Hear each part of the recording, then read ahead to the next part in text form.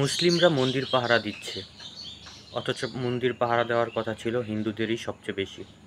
তা না করে হিন্দুরা এখন শাহবাগে আন্দোলন করছে। ভারতে মসজিদ ভাঙার পর হিন্দুরা যেভাবে আনন্দ উল্লাস করেছে, একটা মন্দির ভাঙার পর কখনোই কোনো মুসলিমকে এরকমভাবে আনন্দ উল্লাস করতে দেখিনি। হিন্দুরা এটা ভালোভাবেই জানে যে একজন মুসলমানের কাছে তাদের মন্দির কতটা নিরাপদ। আর যারা মন্দির ভাঙে তারা কখনোই মুসলমান হতে পারে না, কেননা মুসলমান ধর্মে স্পষ্ট নিষেধ আছে যে কোনো ধর্মে বাধা দেওয়া। আর ভাঙচুর, লুটপাট এটা শুধু হিন্দুদের বাড়িতে হচ্ছে না, মুসলিমদের বাড়িতেও হচ্ছে। আমরা ৩ রাত ধরে ঘুমাতে পারছি না ডাকাত আতঙ্কে। তাই হিন্দু ভাইদের প্রতি আহ্বান থাকবে, ভাইয়েরা আসেন, আমরা সবাই মিলেমিশে বাস করি। ধর্মের দোহাই দিয়ে দেশকে অস্থিতিশীল না করি। আপনাদের ধর্ম আপনারা পালন করেন, আমাদের ধর্ম আমরা পালন করি। সবাই একসাথে ভাই ভাই হয়ে মিলেমিশে থাকি।